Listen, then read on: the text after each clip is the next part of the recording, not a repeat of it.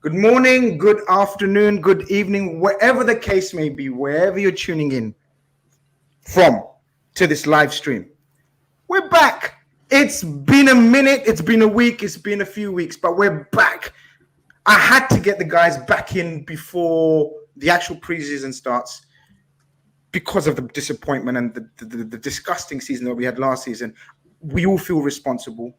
Not only Klopp and FSG and Gordon, etc., but everyone, every part of the Liverpool fan base, the structure, the players, the management, the fans, we all felt, fan media, we all felt responsible. It was only my duty to bring in the guys back, boot camp. And as you can see, most of them are back.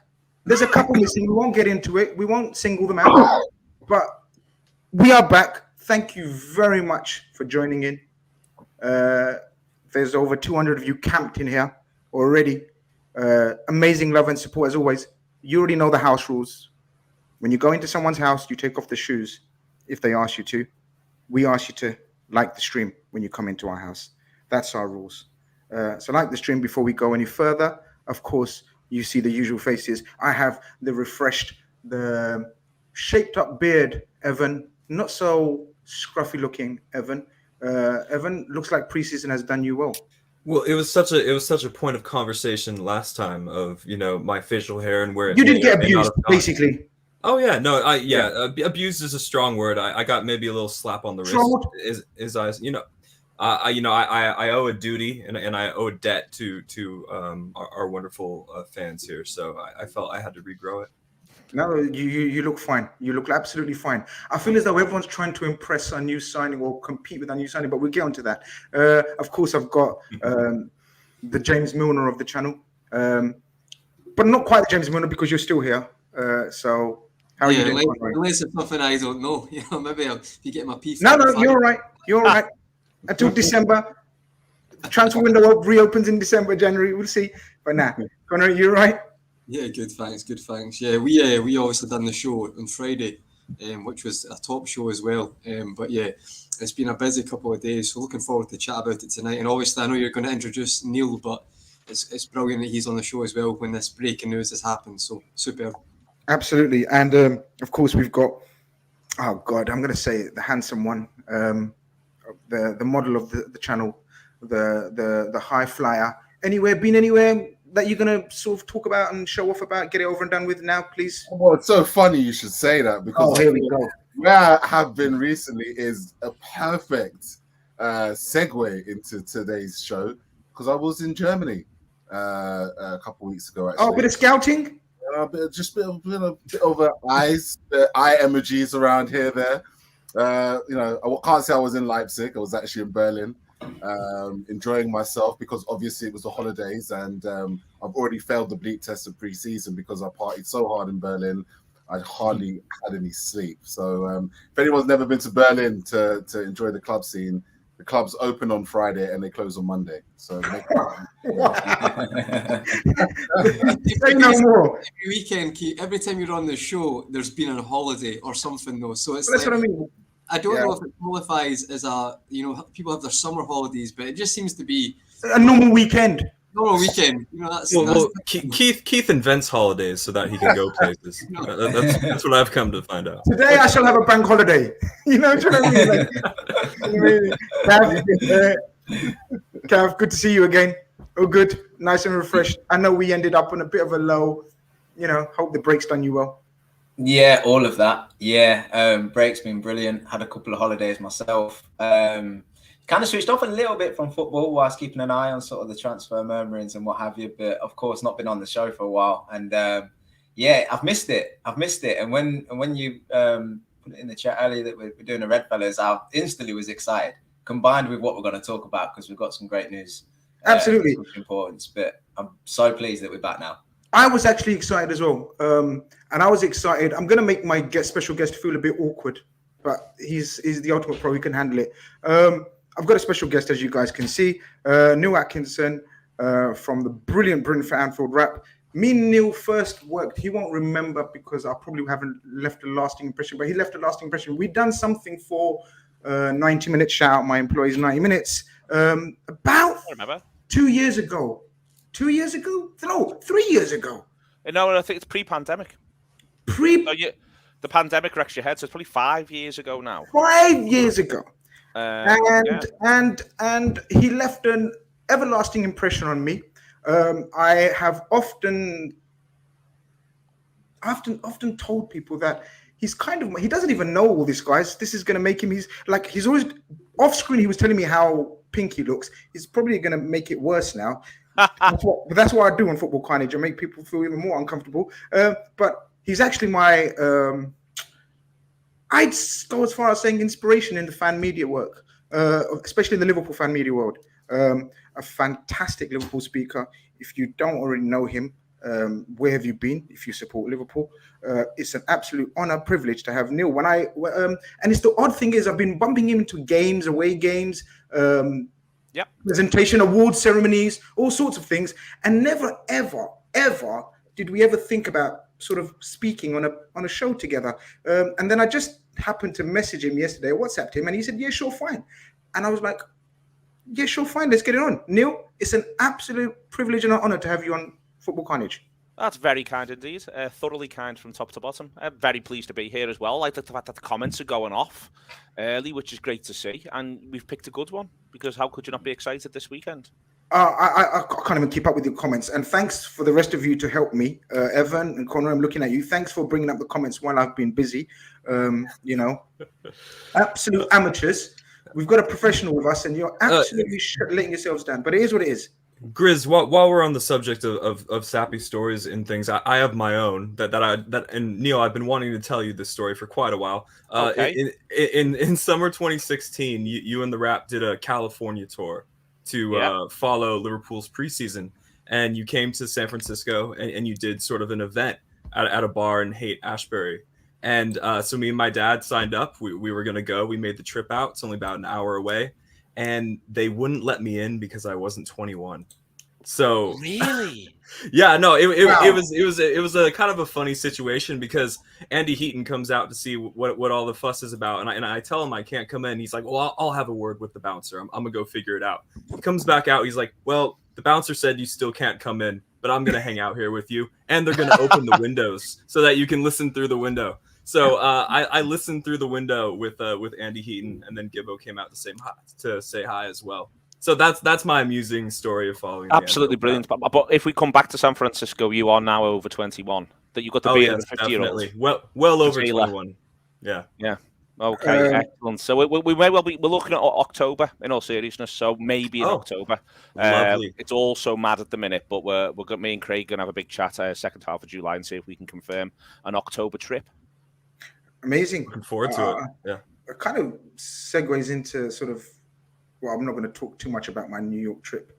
The vlogs and videos will explain all. Keep an eye on the socials for that. It was quite a fun trip, I must say. Shout out to the people at Fox News, Fox 5. Amazing people. Were overjoyed to spend time with them. Guys, hit the likes. Evening, Grizz, can't wait to see the boss. No way, Neil Atkinson, boss clobber as always. You never walk alone. Boss clobber, there you go. I'm going to start off with you, Neil. And I'm going to get your, we're going to just sort of rewind a little bit and say the end of the season, it ended the way it ended. Sort of a bit of hope, but obviously it was a false dawn. We didn't quite get the Champions League. How did you feel? Did you want to get away from football? Even though you work in football, it's your life, it's your breadwinner, everything about it. You live and breathe football. But did you want to get away from it all, have a little breather, and then come back to it? Or was you, I can't wait to get back to put the things right? The best sort of way to think of it is if I haven't really got the option. We don't really have the option of a break because we're just the same number of shows from minute one. So it doesn't, the idea of a break. What's interesting is I couldn't really write about it anymore. I just sort of felt written out by the time we got to the end of the last game against Southampton because as much to do with sort of what ended up happening with Everton as well. You know, it absolutely sort of took the legs out from under me the last day of the season in a number of ways. And then from there, I was left sort of trying to, work out what to do about all of that. And in the end, I just didn't write anything for about a month. But the point of football, and it's this happened the good times as well as the bad. You know, you very quickly get to reset points. You know, it's Shankly has a line that it's an ever-flowing river, and that is just the truth of the matter. And it's always worth remembering, even when it's going brilliantly. You know, they don't let you carry your points advantage from the previous season into the next season. We all go back to zero and it all starts again. And I felt as though there was enough towards the end of the campaign to at least be able to go, okay, that's what we're trying to do, and that's the new direction. Because if you'd have asked me in February what sort of footballers we need to buy, I'd have said A, practically any of them, and B, which ones do we need to sell? I'd have said practically all of them. And it was really difficult to say, well, this is what the plan is and this is what it's meant to look like. By the time you get to even a game that stutters a little bit, Villa at home, you at least know what it's meant to look like, whether it's working or not working. And in fact, there's bits of Villa that I think were really instructive as to how, if you try to do what we were trying to do that day, and it doesn't work, this is A, how you'll be punished, and B, how you'll be blunted. And I think that, you know, at times seeing it not work is almost as valuable as seeing it work. So by the time we got to the end of the campaign, it was like, all right, then, if this is the direction of travel, this is the direction of travel. It's not my favourite type of football, but if this is what we're going to try and do, then, you know, let's get behind it 100%. And, you know, I'm really looking forward to the new season. I was really looking forward to the new season pretty much from the point at which we were sort of 3 or 4 games into the last 9. And there's much more to that than just, I think, not just the idea of being able to put it right, but the idea of being able to clean the palette a little bit. You know, I think there's a psychological point that we all need to get past, which is that there's a point in a season where we need to worry about Manchester City, and it's not game 1. I mean, there's a point in football where we need to worry about Manchester City and it's 115 charges. But there's a point in football where we don't need to worry about Manchester City and it's games 1 to 10, unless you're playing them. You know, we've just got to try to find a way to relax a little bit and enjoy it a little bit more, because I think the thing that happened the most last season, not least because of what happens on the pitch and off the pitch, was it really stopped being fun for an extended period. But I think one of the reasons for that was that we were all obsessed with, you know, any drop points meant, well, it's going to be impossible to ever get near City now, rather than be able to stay in the moment. And I think that hurt the team as well. You know, I think that Liverpool kicking off games like the 1-0 down was a big problem, especially away from home. So with a bit of luck, we end the season and we can have optimism, but we've got to embrace that optimism in terms of it being a game-by-game thing, being excited about new players, being excited about existing players in different roles. There's loads to be excited about. We've got to start that journey again, and that's what we've got to refresh, and they'll refresh that too. I'm gonna work backwards this time. Normally I start from the top, and Cav, I'm gonna come to you because I haven't spoken to you for a little while. And Neil says that, you know, you start again, you start fresh, and the optimism comes again. It's natural, isn't it, in a fan, even in players probably, and probably in coaches as well. But I feel, just my opinion, I feel this time it was different. I feel the fan base, even the coach, maybe the players, actually some of the players come out. I felt we needed more than just a break, and we all agreed. I think we needed refreshing. We needed new players, basically. We needed something to change. We needed something to be freshened up. We knew that 4 or 5 of the old troopers were going. We know who they are. We needed something different than just a break and revitalize ourselves. We needed something fresh, active. We needed to be active. So far, and I stress so far, everything suggests we've got that boost, fresh optimism. I mean, for example, look at us. We're all, surely it's the same for the players and the coaching staff as well, right? Yeah, absolutely. I mean, if you think about the season that we've just had, you could almost pick out every point of the club with some point of criticism, you know, players, manager, coaching, formation, style, the fan base, you know, even at times Anfield was quiet. You know, it was all a bit doom and gloom, and there wasn't ever going to be one thing that fixes all. You know, I know we always look towards transfers, but simply just getting bodies in wasn't going to be the complete answer. So it was good to see the style change, the formation change, some fresh ideas from Klopp and his coaching team towards the end of that season. And we started to get some, you know, more positive performances and results. We've gone away, had a bit of a break. And now, you know, with the signings that have come in and potentially the ones to come, you're kind of starting to see what could possibly be achieved next season, or at least what direction we're going to head in. So that's all really positive. And like Neil says, the psychological thing for Liverpool in particular is huge, because I think that we are a club that generates momentum and thrives off momentum better than any other club in the world, I would argue. And we seem to have lost all that momentum last season. So if we can start it prior to the season with signings, a good pre-season, a freshness, even just, you know, seeing Klopp do some media stuff and smiling and happy, that filters through the fan base. Suddenly there's a more positive atmosphere amongst the fan base and the club and everybody in general. We take that into the season. We take that positivity and add the fact that we want to right some wrongs of last season. Liverpool do really well when they've got the bit between their teeth and they've got, you know, receipts to check in on teams that have, you know, we drop points against and stuff. So it's positive. I think everybody should be really positive. The only way it wasn't going to be is if, you know, we weren't getting people in the door, but we have, and we'll talk about some of those in a bit. So yeah, I think there's been a shift. There's been a shift, and it's exciting again. That's why we're all excited to be back. Yeah, Keith, I think there has been a shift. We did feel that. But if there's and yes, we spoke about maybe errors of judgment, tactically, you know, whatever. Klopp makes mistakes. He's a human. He's not the perfect coach. There is no such thing as the perfect coach. He's allowed to make mistakes. It was a season of mistakes from top to bottom, it seems. And so it proved to be. But I had no doubts that he's the man to sort of, for me, he's the best person to lead you out of misery because of the way he is. And as Cav says, so far, even with just the media duties, you can see a sense of revitalized Jurgen Klopp.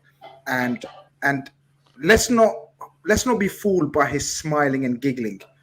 Like Cav says, when we have the bit between our teeth and we have wrongs to right, we usually do it. Absolutely. But I think Jurgen Klopp himself must be quite excited. Do you know what I mean? Failure is the opportunity to start from afresh, start with new ideas, start with something different. And it's a real challenge for him as a world-class manager to, you know, create something new at Liverpool again.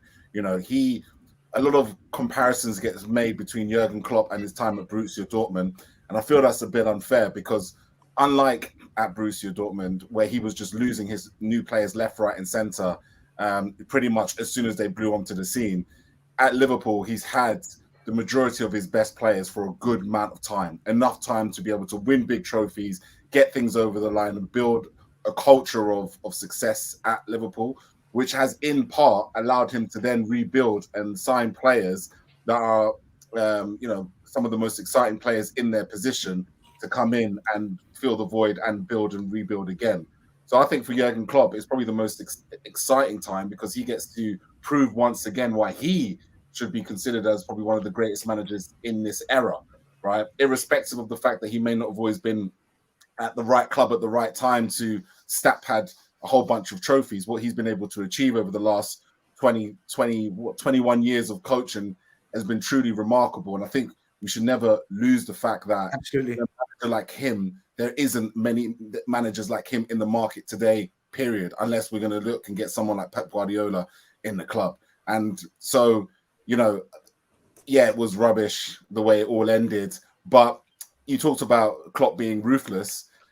Letting 4 players go of the magnitude of, you know, Keita, Firmino, James Milner, and Alex Oxlade-Chamberlain, all 4 players, arguably, who still have enough talent to be able to play for a top 6 club, tells you everything that you need to know about how he can be ruthless when he wants to be.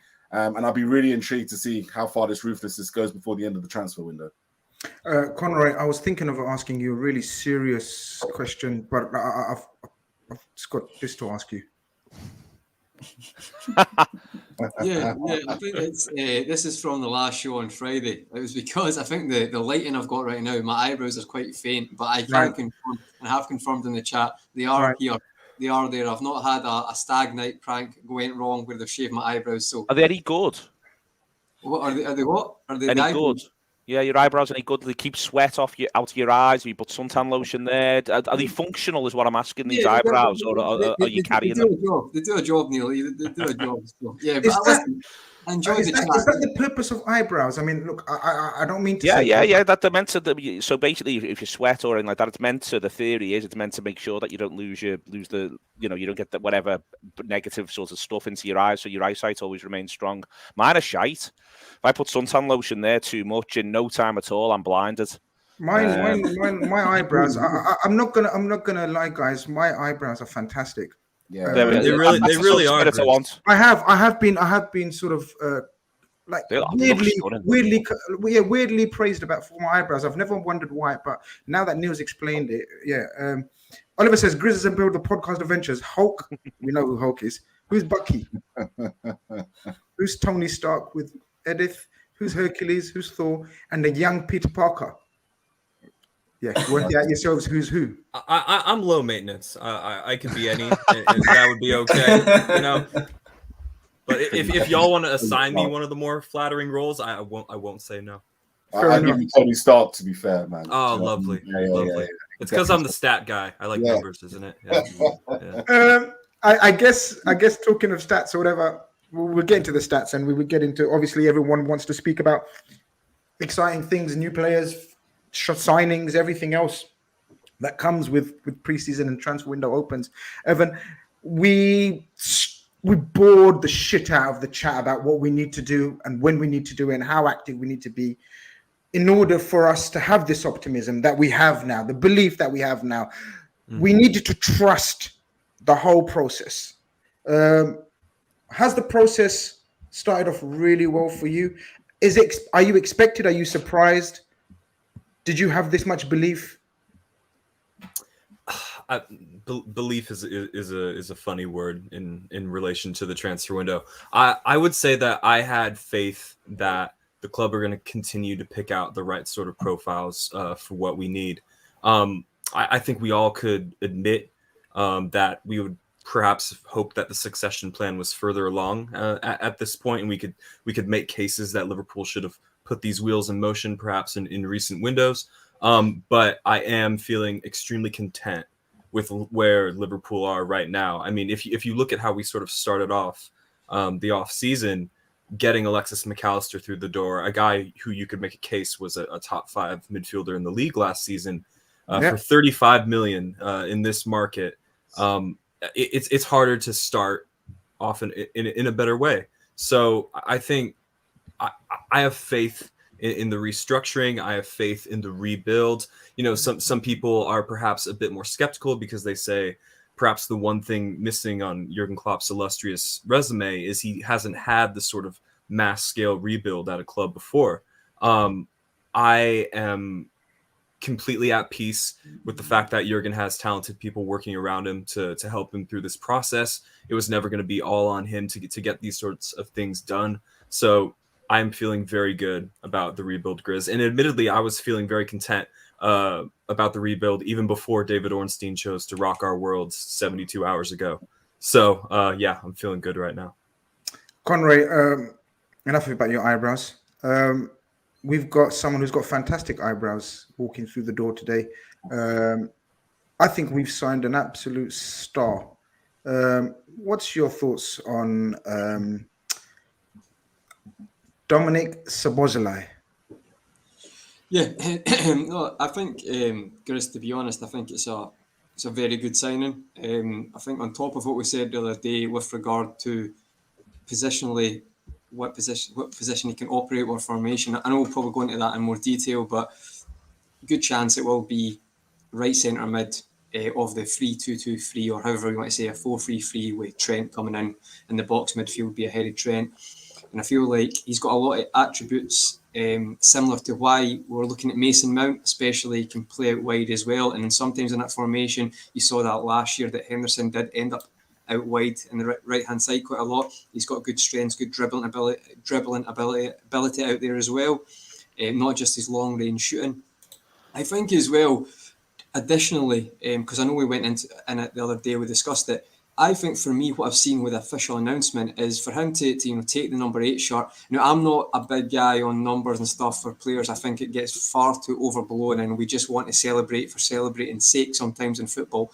But in this one, because like I know he's your favourite player and he's my favourite player, Steven Gerrard, it does hold such a big thing with Liverpool and the fan base for a player to come in and have the mentality that I'm going to take that shot and I'm going to be, I'm going to take it with all the, all the history that comes with it, if that's the right one, and then to see what Naby Keita done with it as well, and that went absolutely the wrong way. I feel like it says a lot about this player's mentality, and then hearing the quotes and the link, even the Gerrard tattoo, I feel like it's a lot of good signs for me. I feel like people are saying like come in and do that. I feel like he has the self-belief that he can come in and be a huge part, that he can be that guy. And I think we're talking about, like let's say he's positioned to be adaptable to play right wing and stuff. I think in his head, he feels like I can be the best player here. And you guys might disagree with that, and that's fine. But I do feel like he has that mentality. So for me, I think that's only positive, to be honest. So since we had that conversation, I think that all signs are looking good from my point of view. I would have that mentality too if I was that beautiful and good at football. Yeah. Yeah. Who says you aren't, Keith? Who says you aren't? Yeah. One out of two. Football skills, that's dodgy. Neil, I want to ask you about what Conor was talking about in terms of almost already he's got an aura around him, like sort of about him taking the number 8 and everything. First and foremost, I want to ask you about the profile of players. Sorry. Do you see the plan? So you've covered McAllister, we've covered McAllister, everyone's covered McAllister. McAllister's done. As soon as McAllister's done, who's next? Did you see the plan? So it's obvious we needed central midfield reinforcements. Profile of players was very, very important to me and to everyone else as well, that we get the right profile of player or players, as the case should have been and will be. We get McAllister, who's a multifunctional, can play in a double pivot, a ball playing, who will control the ball, control the tempo. Almost what Naby Keita was supposed to be when we bought Naby Keita. This fella seems to me like to be the replacement of the Ox in terms of the dynamism, the shooting, especially the shooting, the driving with the ball. Do you see the plan from the recruitment team in terms of the profile of player? I absolutely do. I think it's actually, for me, I always think about Arsenal's business last summer. Now, I think Arsenal overperformed by the end of the season. I don't think they're that good, but they needed a left back, they needed a centre forward. They went out and they got a left back and they got a centre forward, and they looked markedly better. They were the right type of player from minute one. Szoboszlai, for me, suits what we want from this right-hand sided midfield / forward option in this 3-2-5 build-up where there's 2 behind the front 3. For me, he's absolutely perfect there. The extent to which he feels immediately like a 20% upgrade on Henderson is hard to put into words. I think it's difficult to... I think Jones ends the season really, really well. And the idea that McAllister's a different type of player, but he may well, offer a great deal playing off that left-hand side in that shape. And I think he'll offer more general flexibility, being able to shuttle up and down a little bit. But it didn't feel like straight away you get to see how we'll be markedly better with that sign. And even though I think he's really good, and I'm delighted we bought him, with this one, I think it crystal clear immediately, just in a plug-and-play way, you can see how we're going to improve. We're going to come on leaps and bounds, not least because he's another footballer the opposition need to worry about. One of the problems with Henderson when he's been playing that position, and it's happened in pretty much every game, even when we were winning those games towards the end of the season, players were quite happy to let Henderson go, let Henderson run. So we ended up in a situation where, because of what Trent was doing, often a lot of the time the ball that Canate will play will be to Salah. Salah would drop 20 yards deeper, Salah would pick up, and then Henderson would go and fill the space that Salah would leave. And in the end, either Salah wouldn't give it to Henderson, or if he did, Henderson would then have to stop, hold up, the whole thing pulls up and goes from there. The idea that Szoboszlai, and he picks it up, and he's the one who's picking it up, able to go inside or outside from the right-hand channel, ahead of Salah, run at a defender, beat a defender, find a ball, find a shot. Immediately, you need to worry about him. You need to get men over there. You need to go and shut that down quick. But if you're shutting that down, the blanket gets stretched, and there's only so much that you can cover. And across the board there is profiles in the Bundesliga as attacking midfielders amongst the best in terms of counter pressing and presses and all those little bits and pieces. He's amongst the best in terms of his passing, in terms of his ball progression. None of this is to talk Henderson down. In that little run, Henderson actually progresses the ball really, really well, and he does a good job. But he's never going to get you more than 2-3 goals a season, and the opposition know that. He's got the ability to put a really, really good ball in, but that's pretty much the only thing he's going to do. So if you're looking after that, then you can crack on with your little bits and pieces. Straight away, I feel as though, from the minute Szoboszlai gets himself onto the pitch, however early that comes, Liverpool will just look more threatening. Salah will have more space because men will have to worry about what Szoboszlai's doing. Gakpo should be able to get more space. Gakpo and Szoboszlai could actually interchange. Salah could end up at 9, Szoboszlai out wide, Gakpo coming back into that little slot. You can imagine how all that works. And I think that's something that's really important for Liverpool to have. That's not to sort of say that, he should be starting every week or anything like that, or that there won't be little shifts and bits and pieces in there. It's interesting. Someone just put in the comments there, Optimistics just put finally goals from midfield. I'd sort of disagree with that. Curtis Jones gets a brace away at Leicester. And it's the first time, though, a Liverpool midfielder had scored a brace since Oxlade-Chamberlain at Genk in the year after we won the Champions League, and the time before that was Wijnaldum against Barcelona. We do need to have that. We need the option of that. And then the other thing why I'm really excited about him as well is that he's clearly not peaked. There's loads of room for him to grow and improve. So even if he was 26 and he was coming in now, you'll be able to see how there'll be an improvement. But if he himself is well coached, which we can say he will be, and he's got the right attitude, which it appears he has, then it could well be that the sky's a little bit of the limit for him over a period of time. It may be a rocky first 6 months because that's often the case when players come into Liverpool. We might not see quite as much of them as we might expect for that first sort of 6 months. That's possible. I don't think that's likely, but it's possible. We've got to bear that in mind. But I am very excited. And as I say, I feel as though it is the most... We had to do something in that position. We had to. And we also needed it to be a creative footballer. We needed it to be someone who's got the ability to be creative. It wasn't just the idea that we need more runners or anything like that, which we do need and did need. We needed it to be genuine technique, and we needed it to be someone who the opposition have got to worry about. I'm delighted with it. I really am. Nish confirms that you're delighted about it. He says, it seems great signing. Even Neil has got the fairy lights out in celebration. There we are. So there you go. People are observing your happiness. Cav, so I've seen quite a bit of him. When I say quite a bit, I've seen probably about 6 games of him, and about 30 compilations on YouTube. And I think that confirms that I'm now an expert on him. You're correspondent now. That's great. Well, I am. I'm an expert on him. Top 1% Dominik Szoboszlai expert. Chris. Well, it's up to, but the thing is, when people say this kind of thing, I'm serious. You lot are laughing and smiling. It's up to each individual to take what they need from seeing a compilation. So I don't genuinely look at. So I mean, I can't reveal my secrets right now, but maybe off air. Cav, the one thing I love about him, absolutely love in a footballer, is being able to strike a ball cleanly. Now, that might be the most obvious thing a footballer should be able to do. But there is a certain technique certain footballers have. And I'm going to name a few. And I'm not comparing them to him already. Steven Gerrard, Frank Lampard, Scholes, Kevin De Bruyne, all have this aura about them that when they're going to strike, they're going to hit the target. And it's going to be a clean strike. Unfortunately, Naby Keita didn't have that. Unfortunately, Curtis Jones, I don't think, has that yet as well. This guy, almost every time he's about to take a shot or create a chance to take a shot, you know it's going to hit the target, and he's got a technique on him that I absolutely adore and love. Is that your main attribute that you've seen from him that stands out to you? I certainly get what you're saying. He's controlled, and sometimes I've watched the same compilations and stuff, and you see some of the goals that he scored. He doesn't rush, he takes his time, sets his body right. If he needs to let the ball run across him, he will.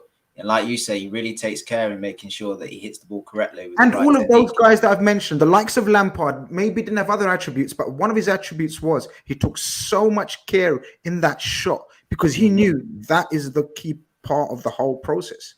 And absolutely, this guy gives me those vibes.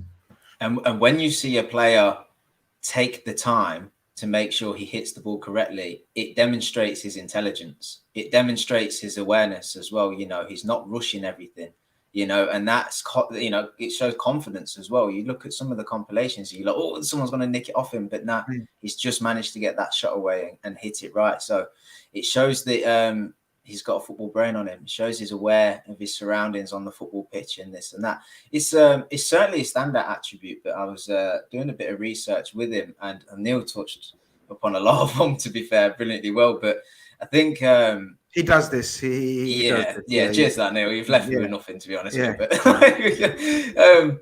But one thing that I was sort of trying to read sort of fan takes on him, and what they was often saying as well is yes, he contributes with goals and assists. Yes, he's good at winning the ball high up the pitch. Obviously, Leipzig like to press and play fast-paced football, but he also can often be the man that provides for the assister, which shows that he can be involved in build-up as well. Yeah. So as an attacking midfielder outlet, he really has a lot of attributes that can be, you know, sort of picked and chosen and used depending on what the build-up is in that phase of play.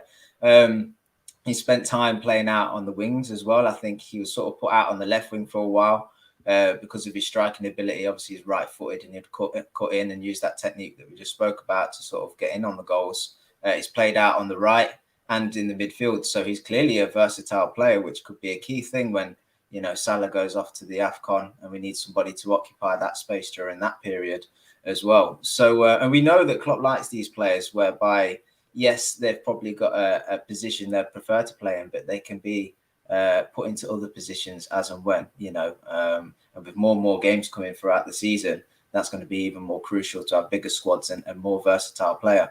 I think the thing for me, and Neil touched upon it, the exciting thing is where he fits into the formation, you know, taking that kind of Henderson role. I felt even sort of prior to this formation bit, especially now we're using it, or I think we're going to use it, is, you know, just having a creator in midfield, just having a guy that can shoot, that can score, that can assist. Because how often have we seen it? And we've never struggled for goals, but it always feels like you watch the games and you're like, if you'd have just took better, you know, if you just took better care of the ball there. Patterns of play. We haven't got any different. We haven't got an X factor per se. Diaz, yes, he's supposed to be the X factor, but obviously injured last season. But the rest of our forward play attackers are very functional. You could say even Salah. I mean, he's amazingly functional and he's brilliantly, but it, you know, the patterns of play are very, you know, repetitive. Yeah, exactly, and there will be some of that to an extent. But when you get these players in that are confident on the ball, and you know they have a picture in their mind and they're creators in themselves, you'll start to see individual ideas come out and sort of take fruition in the build-up. So him along with McAllister will bring different ideas and what have you as well as the coaching team working on different things. I suppose the question really, I suppose the thing for me, and I'm not sure if you guys would agree, I think it's a commitment to the formation we sort of see in Liverpool play towards the end of last season. Definitely. I think when McAllister came in the door, you could make an argument to say we'd stick with it or go back to a 4-3-3, whereby he'd occupy the left centre mid position. But I think this signing kind of changes things, whereby I'm like, I don't know if we could play a 4-3-3 with this guy in. You know, hopefully more people come in the door, but I think it shows the commitment to that formation. I suppose the question then is, defensively, how do we shape up? You know, do we need to bring somebody else in the door to occupy a position next to Trent? Does he fill in the right back position well? And all these kind of question marks come with it as well. So hold that thought, because that is a question we will come on to. Keith, I was adamant. I don't want any squad players. I don't want any players that sort of potential, you know, we can sort of see in a couple of years. I wanted first team starters. McAllister is a first team starter. Szoboszlai is a first team starter. Come Spurs away, no, Chelsea away, beg your pardon, Chelsea away. Is he a starter for you as well? Really? You must have stayed muted. Yeah, you must have stayed muted with that opinion. Without I don't want to hear this. I don't think I want to hear this. But now go on. Of course, I don't know is the answer to my question. The reason why is I look at it a bit like how Alex Oxlade-Chamberlain took a while to kind of really find his feet in what Klopp was trying to do. I actually see a lot of similarities in the purchase of Szoboszlai to Oxlade-Chamberlain. Actually, you know, a player that's kind of predominantly played out wide to now being a player that ultimately is going to be playing in the midfield style position, right on the right hand side of it, can hit a ball from anywhere, can actually score some goals, and actually quite dynamic, exciting, and will run at players. We haven't had that in a long, long time. I think to your point about trying to sign someone that could be up and coming. You could argue that's what Harvey Elliott was, right? That's why we put Harvey Elliott in that exact same position that I feel like Szoboszlai is going to play. And I'm really excited that it's going to be a first team start. Is he going to start the first game of the season? I think pre-season will dictate that. Yeah. I think if he can really generate some buzz in pre-season that, that gets people talking, I think Klopp may have no choice but to start him straight away. It could be a Diaz situation, right? Instant impact. Everybody's, talking about him. The excitement grows. He shows what he's capable of. And away you go. I think one thing that really kind of works in his favor as well is arguably, I would say Liverpool is the best set piece team in the Premier League. And we just added somebody who's fantastic at set pieces. So that for me really gives another question. I mean, I have no idea who is taking the set pieces. Wow. Yeah. I mean, if Trent is having an off day and you get Szoboszlai to be able to take the free kicks, if you want to take a corner and an in-swinger in a different angle. And the fact that even if Trent is taking the free kick, all of a sudden you've got a man who's 6'1", who's now in the box and can, obviously doesn't win as many aerial duels as probably a man of his size should, but he's still ultimately a threat to add to the tall players. But I really like the idea that he's really, really good at set pieces. Now again, can I just jump in on that point as well, Keith? Trent is probably going to play a lot of football next season, right? But if should anything happen to him, you'd want somebody else to be a good set piece taker, and maybe that's part of the thinking as well. Yes, Trent might be on free kicks and corner duty and stuff for the most part, but if something should happen to Trent, or we need to rest him in games, you want somebody there who's proficient as well, and that's what he offers. So maybe that's actually a part of why we wanted to sign him. And what about or if Trent just doesn't feel like jogging across the pitch to take a corner? Trent Alexander-Arnold has earned that sort of right to say, "Oh yeah, no, you go take care of it." Yeah, you joke, but how many times has Robbo and Trent switched over from a corner? He's had to go over and take that set piece. Suddenly now that might solve a problem. It's amazing how we've just sort of forgotten about McAllister, who I believe takes the set pieces exactly for Argentina and Brian as well. Yeah, who's taking the pens? That's what I want to know now. I mean, my thoughts. My thoughts on the penalty. That's not a debate. We know that Fabinho took penalties before he came. Salah got it from James Milner. It's going to be Salah. Salah's missed 2 penalties in a row and still got the third one. So the jury's not out. It'll be Mo Salah, even though we all worry every time he runs up to hit it. He's got a good success rate, so I can't see that changing. Before I come to Evan with some complicated graphs that only he can explain, I haven't got a clue what they mean. Neil, your thoughts on the situation about the penalties? Because we've had a massive debate near the end of the season, especially when we realised Salah's 2 penalties could have got us to the Champions League. I know it's a weird way of looking at it, but it is what it is. We were reactionary, we were hot-headed. But Salah on the pens. With so many you can have any opinion you want. I would say the defining opinion is Mo Salah's. He's not going to give, That's exactly. So I think that we can all think whatever we do or don't want to think, but whilst Mo Salah wants to take penalties, he will be taking the penalties. If Mo Salah thinks, I'm not entirely sure if this is for me anymore, which it would have been lovely if he'd have drawn that conclusion in the 30 seconds before the Bournemouth one, when no one on the planet thought he was going to score it, and including Mo Salah.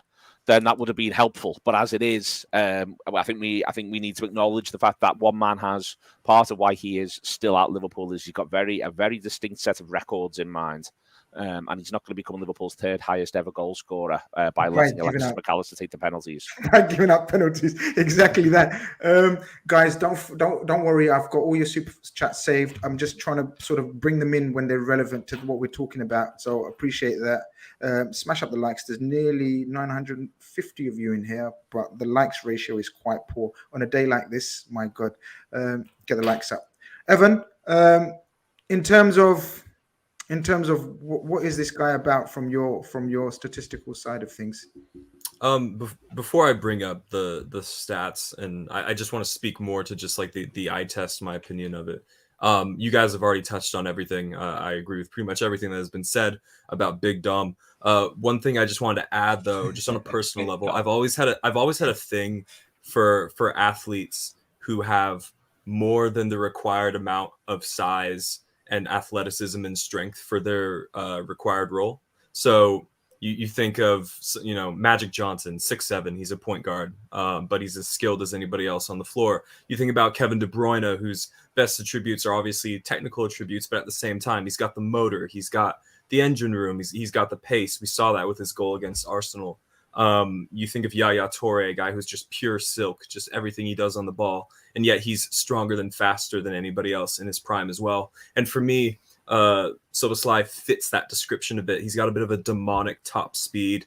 He's 6'1.5", 6'2", which I know Neil is a huge fan of. You know, if it's not 6 foot, don't sign him. It's one of those things. Neil himself about 6'6", from what I remember.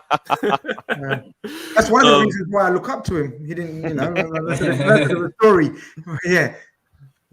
Yeah. So for all those things, you know, it makes his ceiling, I think, incredible because he can rely on his physical attributes when he needs to, and then he can instantly turn back and do all of his great work with his technical ability. And players who can sort of just flip the switch and integrate those two things in the space of 5 yards, 10 yards, I think those are the most dangerous players on the planet. But into the stats we go. Szoboszlai, this is sort of him compared to some of the above average Bundesliga players in terms of how they penetrate and how they instigate things. So on the bottom, we have shot creating actions just cut off by the banner there. And then on the top, we have incisive passes completed, which is, you know, a similar metric to through balls. So right here, we can see Szoboszlai. I really like shot creating actions because I think they're sort of this all encompassing metric, because a shot creating action can be an action he beats a man and creates a shot for himself off the dribble. Mm-hmm. It can be a pass. A shot creating action by drawing a foul, a shot creating action by winning the ball back high up the pitch. So it's just how effective they really are just at creating shots in a variety of ways. So Szoboszlai is just a freak in the Bundesliga. I don't think anybody touches him. I think Joshua Kimmich comes close, Thomas Muller, Kingsley Coman, the guys who play for the title winning team, obviously they come close. And then incisive passes completed, how confident is he to thread the needle? How confident is he to try to break the lines? Obviously, Szoboszlai not only is confident to do it, but he does it at a high rate, like very frequently in his team. So those were sort of the standout metrics for me. I always go to shot creating actions when I look at these types of players, but I also wanted to see just how line breaking he is, because I think we could use a little bit of that. You know, Trent is obviously elite at it, but you know, just an extra presence in the midfield that can do that can only help our cause.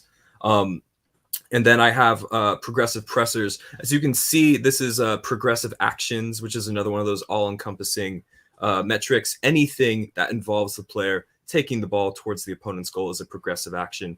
It can be a through ball, it can be a dribble, pass, you know, winning the ball high up the pitch and immediately running with it. And then defensive actions in the final third. And this is really crucial. I think most people would understand that guys like Kevin De Bruyne, as you can see, Bernardo Silva, Thiago, Harvey Elliott, Martin Odegaard, these sorts of players are excellent sort of at counter pressing and winning the ball back, maintaining the siege, because inevitably when you're sieging the opponent's box, you're going to give the ball away because you're going to try something it's not going to come off. And so crucial to any iteration of Jurgen Klopp's Liverpool is just making sure you can get that ball back really quickly, ideally in the offensive third and the opponent's defensive third. So this is Szoboszlai's Bundesliga data. I had to take it and put it in. This is all, as you can see, it's amongst Premier League midfielders, but I wanted to add him in before today's show so we could see where he sits. The Bundesliga data, I mean, he sits well above average, right next to Michael Elise there, and not too far off guys like Silva and Elliott.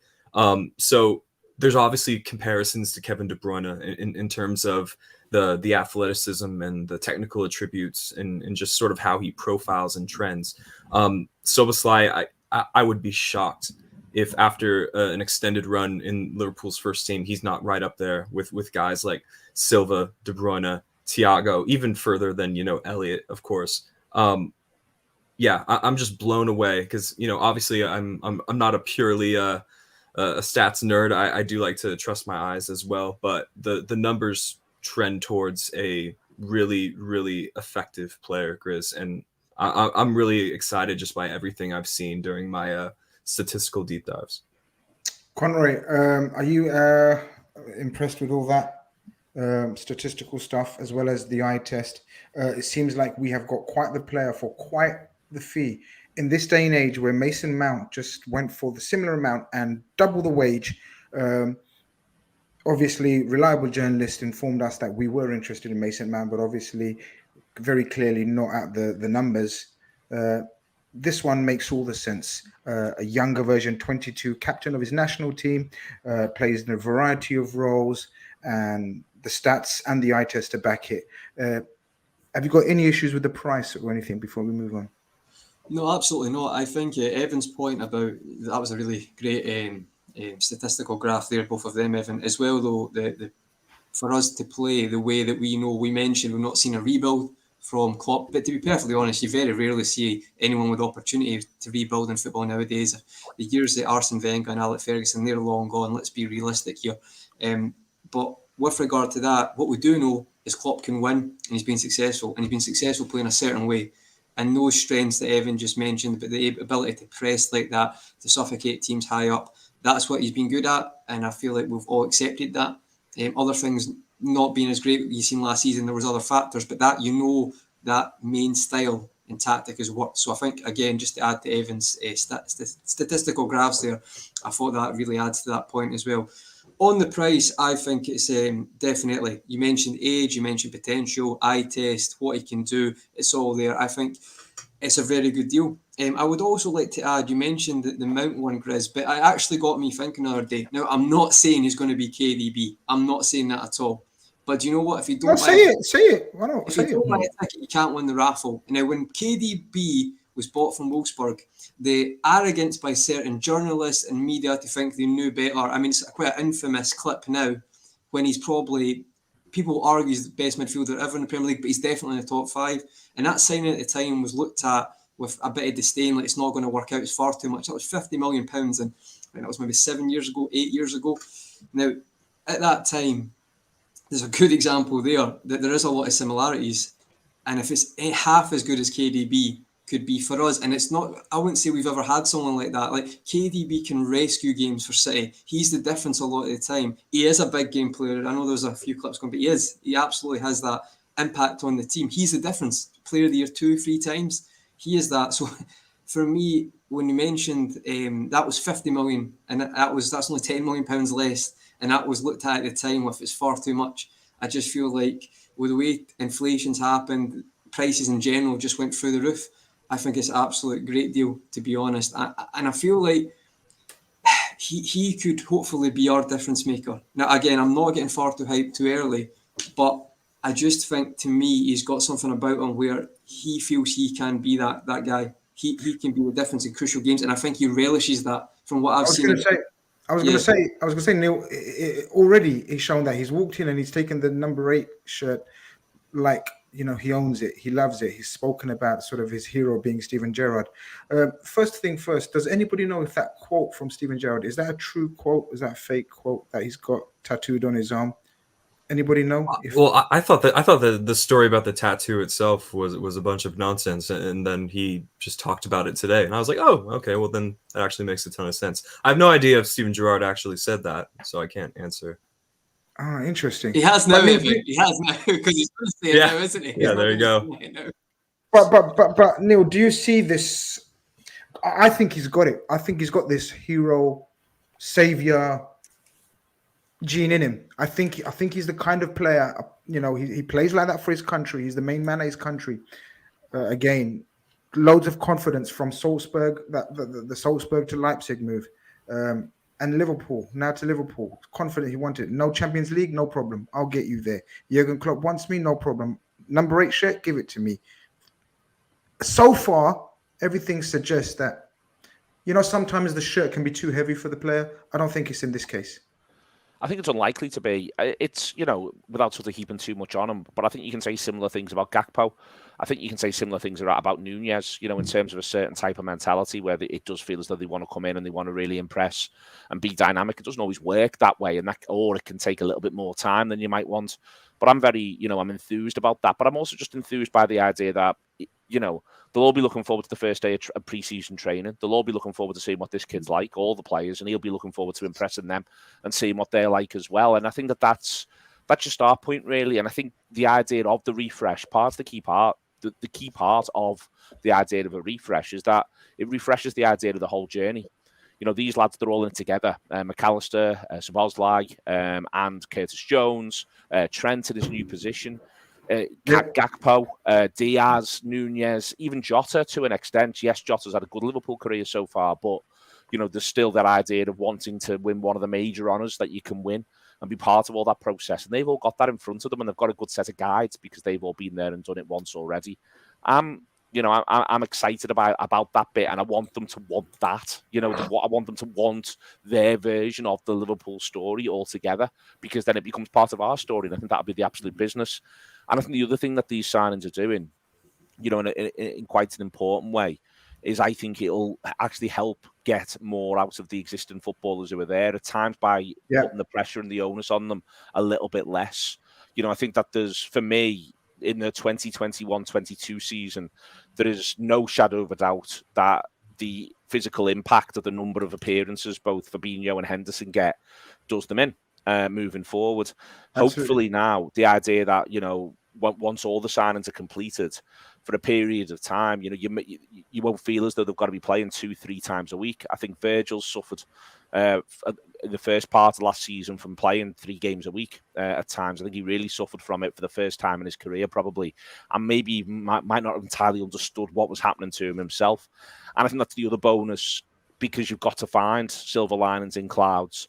The other bonus in amongst all of this, with the Europa League reality rather than the Champions League reality, is that it will be easier for players to bed. And you said earlier on, Grizz, you didn't really want any projects. I think the very essence of this is that it is a bit of a project, and there will be, I think that the third midfielder who comes in, I think there's every chance that they're a bit of a long-term project, and it might take a bit of time for them to get settled and to feel as though they established themselves.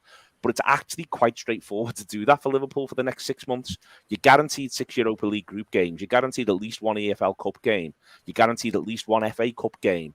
And then you've got the 5 sub situation in there as well. And you've got other bits and pieces against sides possibly in the bottom 10 at home, where it's easy to imagine someone coming in and a younger prospect coming in and being able to influence games like that. So, I think there's room for I think we can simultaneously be excited and feel as though we're going to have a really big season on the one hand, but on another hand also be able to say a couple of these new lads, whoever the rest of them end up being along with, Szoboszlai, there's room for them to take a little bit of time if they need it. The time could well be there.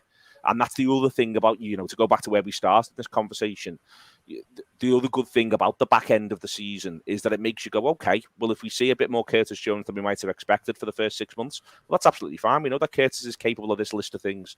If we see the last half an hour, because for Szoboszlai it's not entirely worked, but Jordan Henderson or Harvey Elliott come on, it's not the end of the world. We know that they can function in a winning Liverpool team in this system, and so on and so forth. So I think it all lines itself up, hugely positively. The other last little thing, you're talking about the money and the value versus other players.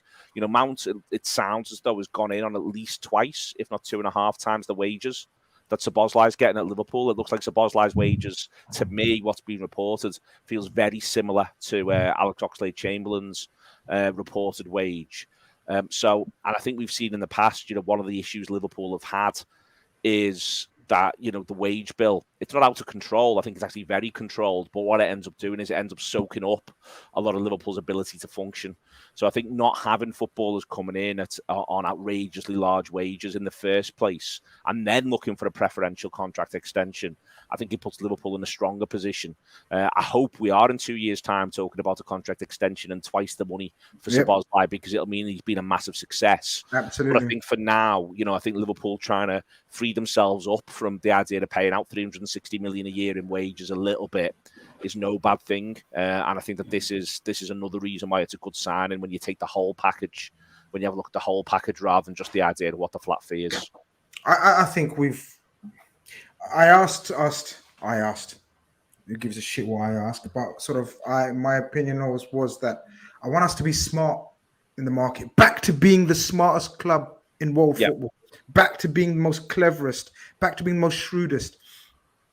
2 release clauses, 35 million, 60 million, wages that have been moved on. We're sticking with the system. I know there's certain sections of the fan base that have criticized some of the processes, some of the sort of methods of our operation, but But the way we do our wage structure, I still think it works, and it's the best way. I think that's really fair. But I think the other thing is, let's be clear about why sections of the fan base were critical. One of the things was they just wanted to see Liverpool be busy.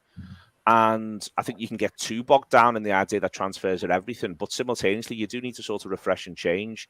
I'm someone who's very much viewed as, having a great deal of time and sympathy for the owners. I think that's overstated at times, but I do think that I think they're a long way from perfect in a number of different ways. And I think that there's been a contingency of Liverpool supporters who would just like to see them be a little bit busier and a little bit more proactive in that regard.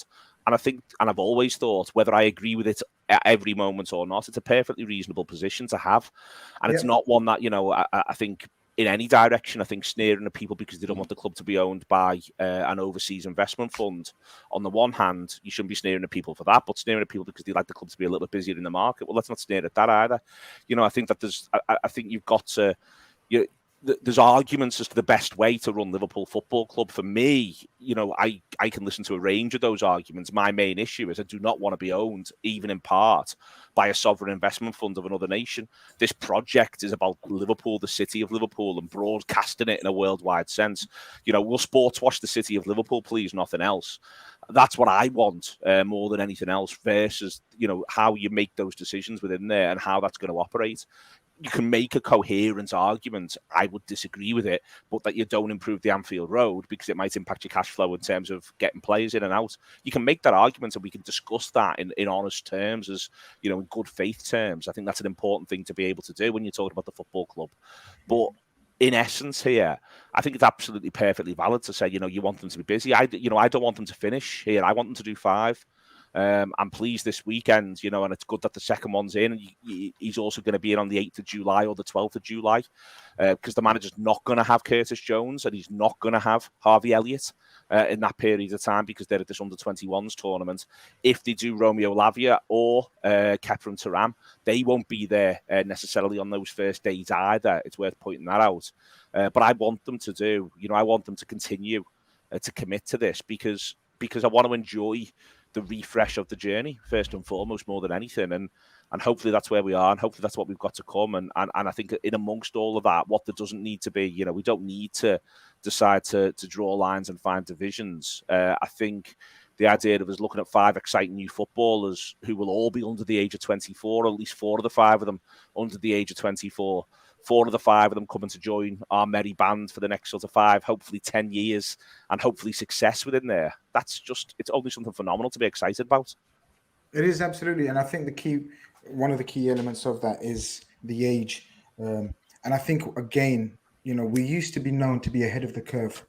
And I think we've gone back to that sort of attempting to be ahead of the curve, because I think all of these players that we've mentioned or mentioned and linked, and the ones we've bought, can you imagine their prices in a couple of years' time? I think we're trying to do as much business as we can before, the likes of Newcastle and probably other clubs can sort of get in there and drive the prices to even more insane level than they already are.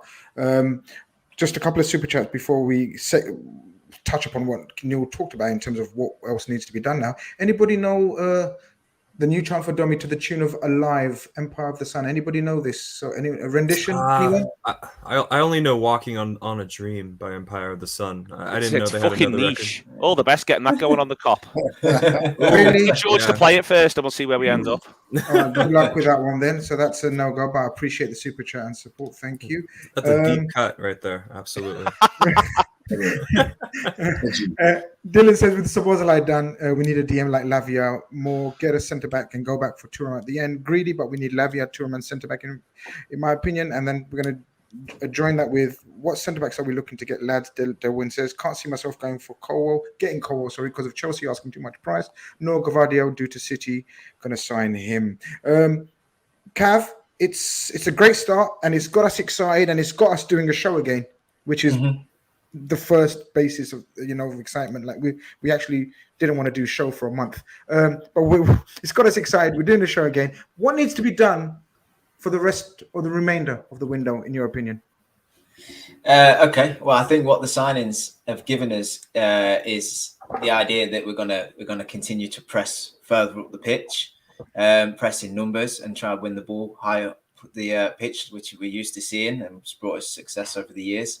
I think the sort of fresh legs and the ability of the guys McAllister and Szoboszlai allows us to do that. I alluded to it earlier, though. There is going to be spaces that can be exploited against us, you know, especially down the channels. If Trent is occupying that midfield position, we've seen Konate come over and cover really well in most of the games. And then Robbo still finding his feet, you know, a little bit in that left centre back position. If he, you know, continues to tuck in a bit too much, there's space that can be overloaded at the back sticks. You know, if he bombs on forward, there's also space down that channel. We've seen the centre backs be exposed at times and stuff. So I'm saying all of this because I think we probably still need to find a athletic, defensive-minded midfielder, in my opinion. Okay. I have been on this show and waxed lyrical about Bsesic, and I still think he's got bags and bags of potential, and I'm super excited about what player he can become. But I think he's going to play next season. I think he's going to impress, but I'm not sure if he's the guy that we should perhaps rely on at this moment in time. Fabinho improved slightly when we changed the system, but even if he gives us a good season, we still need to think beyond him. So I would like to see somebody come in that can at least be athletic and cover the ground. But some of the names we've been linked to are also quite technically gifted, which is ideal for that position and what we need, I think. Suggestions that we might need somebody in the sort of back line as well, maybe on that left side, somebody to not replace, but be an option to. I think it's more than a suggestion, Kev. Yeah, I think it's a need. I think it's a must. I think that, you know, Robertson did okay in that position, not great in some games, but he's still trying to find his feet playing there, and I think he will improve in that position. But again, we have to think about, I think is Robertson 30 now? He's probably got a few years ahead of him still, but I would like to see somebody come in whereby he at least challenges Robertson, and then you know that's the succession plan, that's the future guy if we're going to commit to this back three, call it what you will. So I think I would maybe be looking at somebody athletic and defensively minded at this point in time, because I think we've got firepower in the front line. I think we've got creativity in the midfield now. We've got experience. We've got a lot of things. I just would like to see them legs. That is also going to benefit the likes of Van Dijk and Konate or Matip or whoever plays, because we've seen it last season with Van Dijk. You know, at times when he was left exposed, he's reluctant to step out. He's reluctant to put the challenge in. Don't know if that's anything to do with the injury or the amount of games or just the bad season that he would sort of say he was having, and the season we were having in general. But I would just like to see that cover there, because I think pushing up the pitch is going to provide his defensive solidity, but I also want to see the legs behind it. So for me, like I say, I'd like to see a 6 come in, and then if I'm being greedy, a centre back as well. I think they've got to do both of those, and I think they should be looking at doing 2 centre backs or 2 defenders, more accurately, precisely what they're going with. I think that there's a couple who can move on quite easily. You know, I think if you imagine whoever it is who comes in to ideally someone who profiles being able to play left-hand side at centre half and also as left back, I think that therefore creates a situation where Tsimikas goes. The other thing I'd point out as well is that whilst, you know, even during 2017 to 2020, we sort of talk about it like, oh, Liverpool played this 4-3-3 every single game and it worked the same way every single game. That's nonsense. Shaqiri gets a run of games in the October, November and December of 2018. He gets loads and loads of appearances. Lallana's still getting games in that period. You know, Liverpool at times line up in 4-4-2s. They'd line up in 4-2-3-1s. Salah went centre forward for a period. I think, you know, the idea that they're only going to play one way and it's always going to be there. I think they're going to have the key way they're going to play. But, you know, both within games and from game to game, I think they may well change it. So they need to give themselves the flexibility to do that. For me, I think it's important that I think they're in a position, I'll say again, with the Europa League, that they can have a bit of a project at number 6. You know, you've got Bajcetic, I always say his name wrong. You've got Fabinho, you've got Henderson. You've even got Thiago, in a sense, who could come in and do bits for you at 6 next to Trent for a period. So that means that you can look and work with develop someone. And I think both Thuram and Lavia are really, really interesting in different ways. Thuram, because he hasn't played 6. And he'll need some work, and Lavia because he's not only 19 and he'll need some work and some room to develop.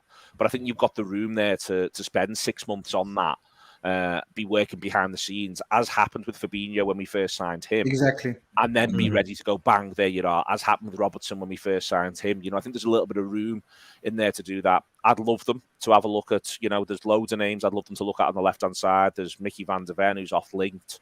There's Inacio, who's off-linked. Kilman, I think, is one to watch. I think that they may well have Kilman lined up as a bit of a fallback, as one they might go for if they need to at Wolves, who's not the most mobile, but he's technically really good. And he's a big lad as well, wins his headers. Bastoni keeps popping up here and there, and he's a lovely footballer. I adore Colwill, and I think if they could do Colwill, they would. I just don't know if they can pull that one out the bag. But I think they'll look to do that. And then I think then you're looking to get some exits done. I think they'll do Lavia and they'll do a centre-back. And then I think you're looking to do some exits, and then they might move for one more who's able to play where Canate plays primarily, and maybe a little bit of what Trent does as well. Maybe a more orthodox right-back. Maybe after they've had a look at Bradley in pre-season, they might think, you know what, we're rushing this. It's a bit too early for him. I think that Bajcetic they may well look at as the potential Trent cover a little bit as well. See if he can do that coming in from right back and being able to do bits and pieces of that along those lines. But that might not work, at which point they might need to move again. But I do think that it does sort of free up the option, if they do another one, the option of sort of seeing if there's any interest in any of their players after they've done another centre half. But I think they've got to do 5. I'd be disappointed if they don't. I'd be disappointed if they don't do 4. But I just think as an opportunity, as a moment, and as I say, literally being in the Europa League is part of this for me. It gives you the ability to do a 5th, know that they're going to get on the pitch, know they're going to get 12 months of learning and all that sort of stuff. And I think if that comes together quite nicely, then suddenly you have done a quite substantial rebuild this summer. And looking back at the signings made since Diaz, it's a substantial rebuild of a lot of the squad, and I feel as though that could be really, really good. So yeah, I'd love them to do a left-sided one of the names I've mentioned, and I think it will be Lavia or Thuram, and it may well just come down to which one's cheaper, because if they can make sure they save as much money as possible with the next one, it makes it easier for them to do 5 rather than 4. Yeah, Keith, by the way, very quickly, I love the Kilman shout. People that listen to my nonsense will know I'm a massive fan of Kilman. Massive. And I often get lambasted for that, having that opinion. Kilman is looked at this thing, but Kilman is a fantastic prospect. Keith, it looks like it's Thuram or Lavia. Liverpool could surprise us. They often do. No one saw Szoboszlai. But Thuram and Lavia are strongly linked. Again, we've spoken about profiles. We've spoken about stylistically what we need, what we require.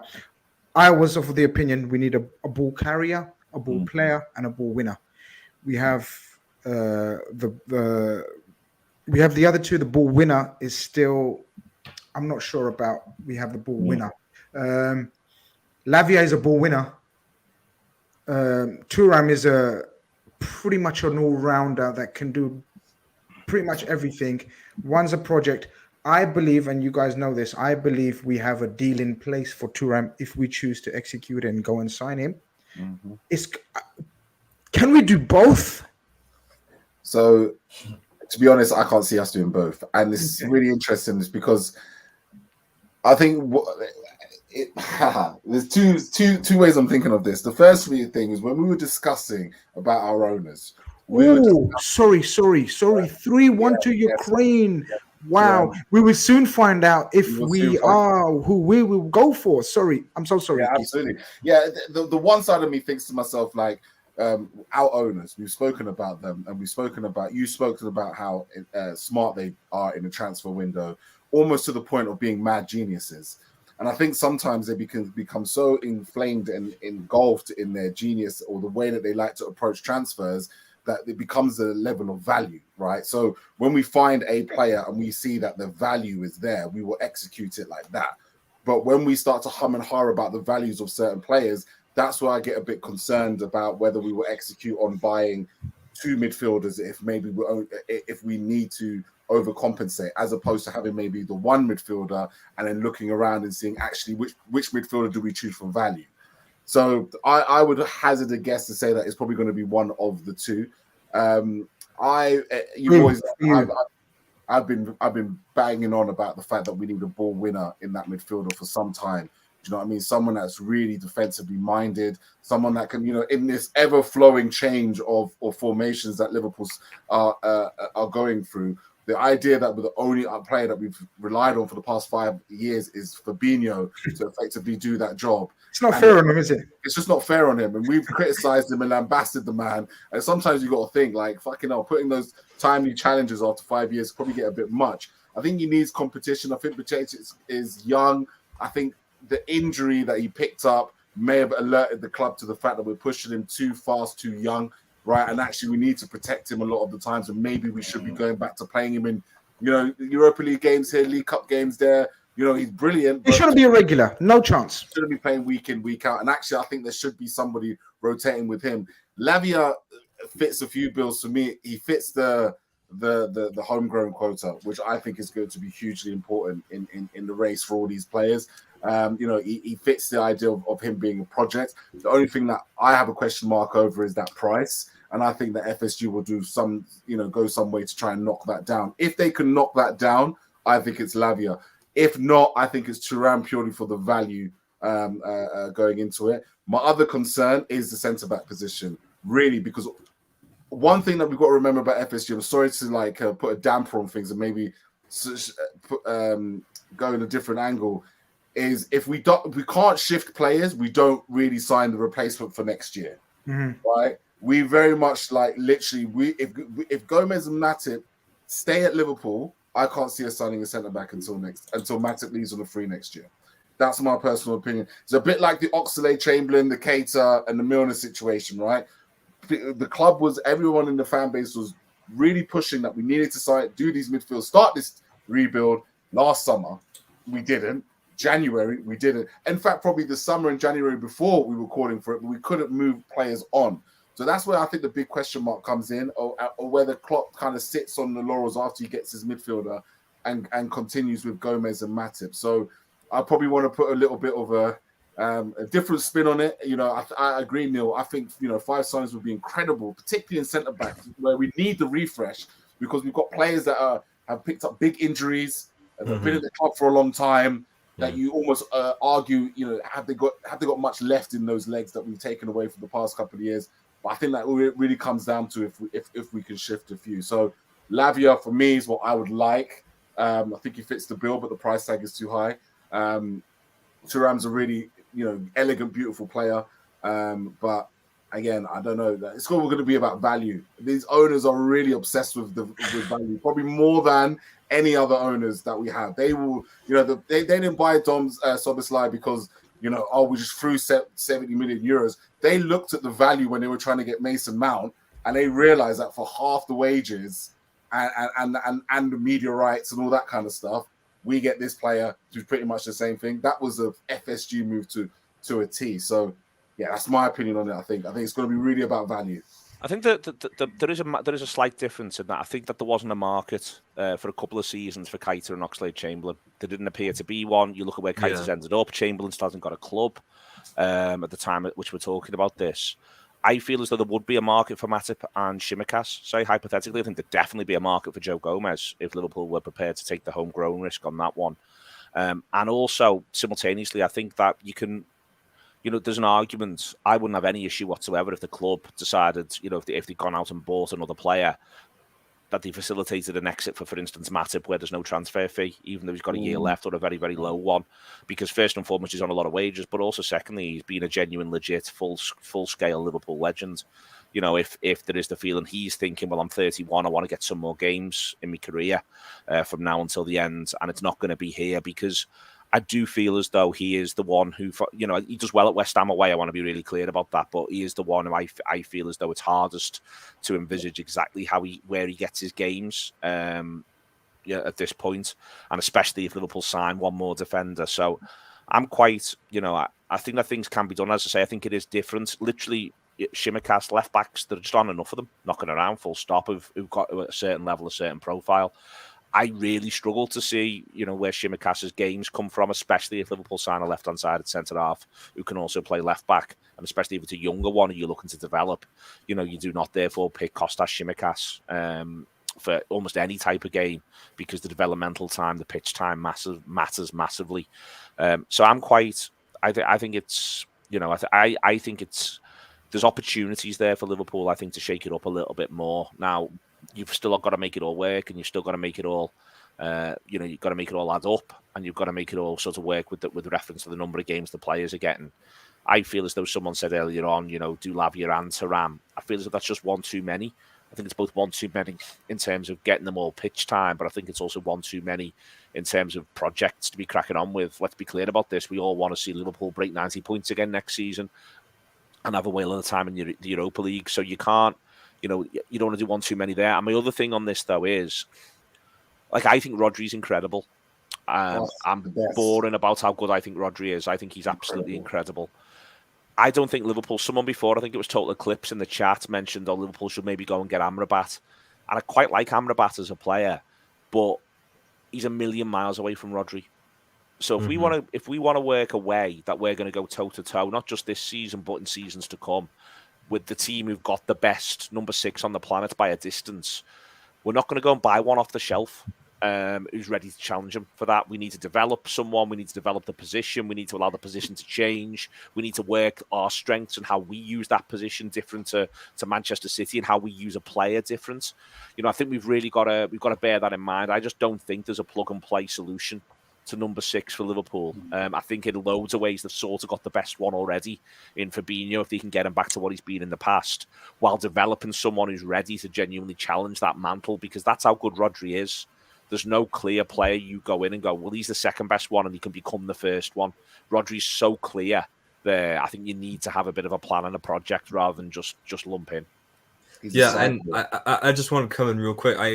I think Neil brings up a great point where Liverpool, in terms of a succession planning and sort of lowering the average age of the squad, yes, they need players, 24 and younger, but you need to be careful not to have too many projects. I think that's really crucial, and I wanted to echo that. And so you search for this middle ground of, yes, the player's young enough to be considered a project, but good enough right now to make an impact in the next season, even if it takes maybe 3 or 4 months of betting in and Europa League fixtures and things like that before their fixtures in the first team in the Premier League. So that sort of narrows the scope almost of who Liverpool can sign, because I see people on Twitter linking, why aren't Liverpool going for these wonder kids? Why can't Liverpool go get Moises Caicedo before he gets his Brighton move? You know what I mean? In theory, why can't they get him straight from South America?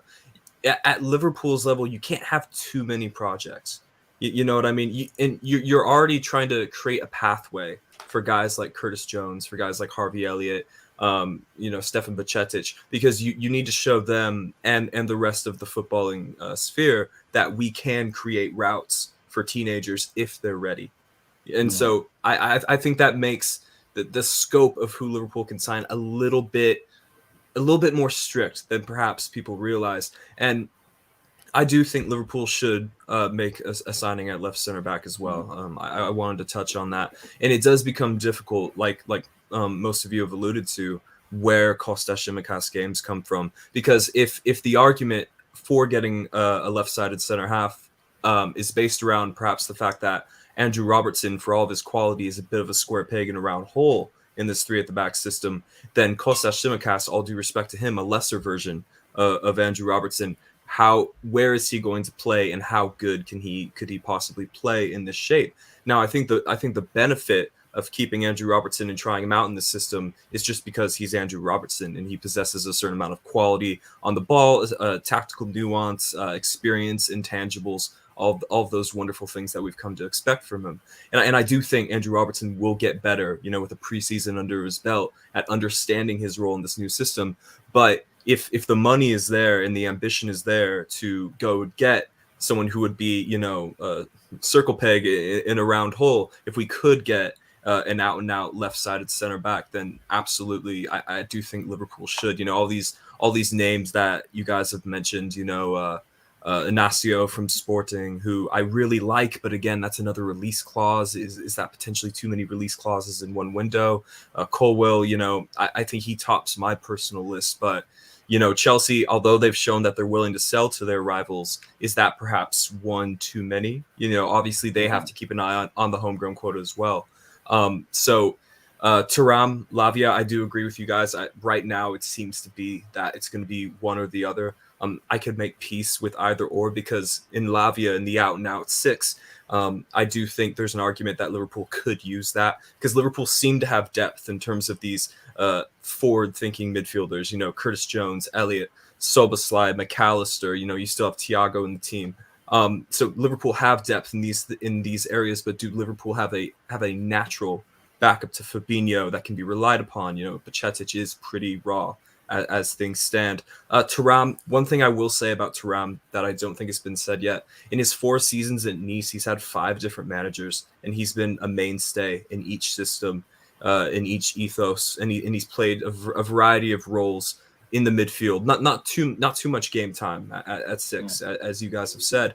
But if I look at Lavia and Thuram in terms of who could be moldable by Jurgen Klopp and that elite developmental mind into something just extravagant, into a world beater, perhaps. I see that more in Kefren Thuram right now, but it could come down to price, and it could come down to value. But I am sold on both players, because they bring the pace and power in the legs that people have been asking for. Yep. And you know, and I believe that Liverpool, you know, it will sort of change our fortunes overnight to add that pace and power back into the midfield. But I'm equally relieved that Liverpool have added technical players as well, because on one hand, although Liverpool seemed unable to win a tackle or intercept the ball at many points last season at our lowest points, Liverpool, it's worth remembering, Liverpool's technical quality over 5 to 10 yards completely abandoned them in those same games.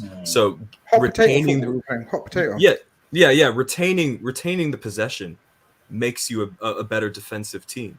And in this new shape, you know, although Fabinho, I do think we have seen the best of him in terms of a footballer. We seem to have made him and Trent their defensive responsibilities much simpler. Instead of being responsible for constant 1v1 situations out wide, Trent is now responsible for 5 to 10 yards of space in the center of the park with a partner. So if we can make defensive responsibilities of certain individuals just more simple, then I think we will continue to get the best out of them. Conroy, last couple of points, questions. We've run way over time. Just a couple of things. This has stood out to me. This is my friend, actually, Sass. I love Neil, but big up Grizz. Where's why couldn't you love us both? And big up you up, Grizz. You just take the big up. Move on. Take it and run, man. Comments like that. I mean, Sass, I will have words with you in private. We didn't even get a mention, Grizz. So, hey. Don't worry about us. Don't worry about us. We're just here. It's fine. Conroy, a lot of noise in terms of if we are to do 2. Very quickly, we're going to end up now. If we are to do 2, a lot of noise and question marks about Thiago Alcantara. What a player. What a fantastic talent. You know, what about Thiago? Where does he fit? Or are we selling? Masego asks the question.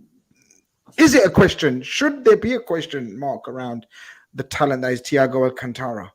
I don't think it's a question mark over the talent, but I think it's the situation, as Neil and Evan have just mentioned. It's a lot of our discussions overall tonight have been to me, it seems like the new guard, especially if you think about, let's say, the new team past, and if it's either Trent or Fabinho, but past that on the formations, a good chance it's going to be completely new attacking outlet compared to the past couple of seasons, obviously not Salah. So is this as good a time as any to just move on from Thiago? The reason I'm saying that is I'd love to have Thiago as an option. Like, don't get me wrong, I think he's outstanding talent, I really do.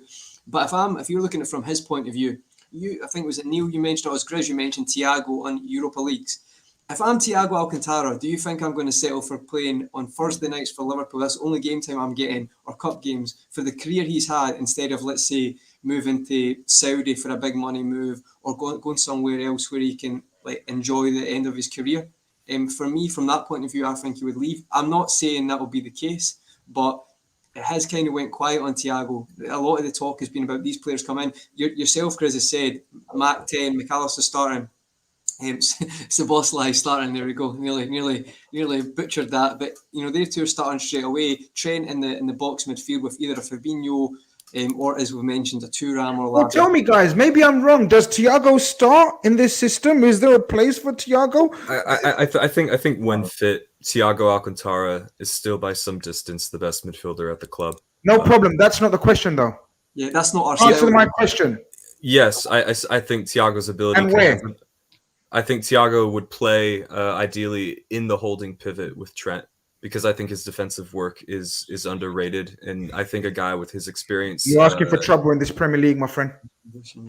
I don't think Thiago in this day and age, Thiago at this stage of his career, through what he's gone through, if you're playing him alongside Trent, who's also newly assigned to this role, and if you're saying we're going to challenge the likes of Man City, Neil's just referenced Rodri, and you guys know what I think of Rodri. I think Rodri is a Hall of Famer in terms of DMs. Trent and Thiago is asking for trouble, in my opinion. Well, perhaps against Man City, Grizz, but keep in mind how a majority of the Premier League teams like to set up against Liverpool. Fair. I would say, with the exception of about 3 to 4 teams, many teams enjoy sitting off Liverpool. In which case, it is all about maintaining the siege in the opponent's half. It is all about retaining the possession and being a front-footed defensive team, as opposed to needing to be more compact at times against a world-class outfit like City. Personally, I don't. Just one thing I really got to say with Thiago, I agree, Evan. I see the stats. I see he is underrated for his defensive play. Oh, well, no, I agree with that part. 100%, I agree with that part. However, the biggest eye opener for me was after the World Cup and during the January, right? Because he was playing he was playing alongside Fabinho, and for me, that was the moment where the legs started to show, the physicality of the Premier League started to show, and ultimately after all that. And we got hammered and we lost a lot of games, and he was playing a lot of those games as well. He got injured and we didn't see him for another couple of months. So that just for me summed up a lot of what I've seen from the player. Is if he wants to go into coaching, maybe, and he's seen as a leader within the locker room at Liverpool, then I think he's a fantastic player to keep for his experience. And if he's shown that type of leadership and he wants to go into coaching, but he's going to have to accept to have the reduced games. Otherwise, I can't see much of the reason why his qualities would want to still be around as a bit part player at Liverpool. I think he's the one who, of the previous season, the Champions League final starting 3, I actually think he's the one who deals with the roof being on fire better than the other 2. And I actually think he in that period when he's playing, for instance, games away at Wolves, and it's absolutely horrendous. He's trying to take responsibility. He's trying to look after it because nothing's working. Everyone's gone to pieces. Joel Matip's just decided to put through his own goal. Fabinho looks like he's won a competition to play for Liverpool, and Thiago's there still sort of getting through it. I feel as though there's a lot of criticisms, really fair criticisms, you can make of the manager that he'd make of himself last season. I think one of them is that I don't think he used the 5 subs very well. And for me, Thiago, either from the start or the idea of him being the sort of footballer you want to bring on 60. One of the things I always felt with Milner when the manager looked at the bench, was that no matter what the game state was, he was able to think, this is what I'll get from Milner. Yeah. I think I'd feel quite similar, if we're in a big game and we're ahead at the hour mark, home or away, the idea of bringing Thiago on to look after the ball, the idea that we're against the side in the bottom half, away from home, and they're absolutely dug in, and it's 0-0 or 1-1 with 30 to go. The idea of being able to take, say, Fabinho off or Lavia or Thuram off and bring Thiago on and say, all right, boys, this is the way it is now. We're winning today. We're forcing the issue. And if you want to try and hit us on the counter, all the best. But this is what we're doing now, and we're going to go from there. For me, there's not a game state where I wouldn't go, yes, I'll have some Thiago Alcantara, please, on the hour mark. So I think bearing all that in mind, he's got 1 year left on his deal. I'd keep him. The only way in which I wouldn't keep him is if I thought it'd be prohibitive to bring in someone else in who we really wanted. But this is back to Evan's point before about the number of projects you want at any given time. And I think both Thuram and Lavia, for instance, I think both would be projects. And I'm fine with one of them coming in and being a project. The idea that you just end up with a lot of that, and you've got a clear end date for Thiago. He's going to go at the end of his deal. So I'm fine with that as well. And people will say, you've not got a fee and all this sort of stuff. Fuck that shit. Who cares? It's not my money. But also, but also everyone knows where they're up to in that regard. And then we can go from there. So I'm absolutely fine with another year of Thiago. And again, just imagine a situation that you're playing a Europa League final and Trent Alexander-Arnold gets injured and you're wondering where the creativity or the playmaking's coming from. But it's all right because you look at the bench and Thiago Alcantara's there. Yeah. I'm gonna just one by one Less is ask more. you of a final answer, definitive answer, because people want definitives. You know what it's like. People want definitives. They don't want opinions. They want definitives. We're gonna get a centre back. I'm pretty sure. I'm 99% sure we're gonna get a centre back. So we won't address the centre back issue today. I can't see us doing both Lavia and Thuram. Evan, who are you choosing, Lavia or Thuram? Or another. Or another. Well, Grizz, you said the people wanted definitives. Just a reminder that only a Definitive, Sith no deals in opinions, mate. absolutes. Only a Absolutes. Sith deal. Yeah, only a Sith deals in absolutes. Little Star Wars reference. Okay, so I'm not gonna flip flop here. I said that I thought Thuram was perhaps a bit more moldable into perhaps whoever he wants Klopp to be, and of course Lavia with his age profile, the same could absolutely be said about him. But with Thuram, obviously 6'4" with that center of gravity, I mean that is a unicorn trait. Lavia could end up developing into a unicorn, but Thuram, just the intangibles of it seem to move me a bit. David's asked for a poll. Dave, it took me 2 years to learn how to do a poll on YouTube, and I'm not gonna push and they didn't solve anything, Grizz. You remember how many 50-50 splits we had in the last one? I know, it's unbelievable. Conroy, he's gone for Thuram. One vote for Thuram. Yeah, I think it's actually been a really enjoyable conversation tonight as always. But I think the one for me is both have not hamstrung, but I do feel like both have got concerns. One being Lavia, the age. We mentioned Stefan Bajcetic, and we also said it's like the project that Neil mentioned earlier, and I would agree with that with Lavia.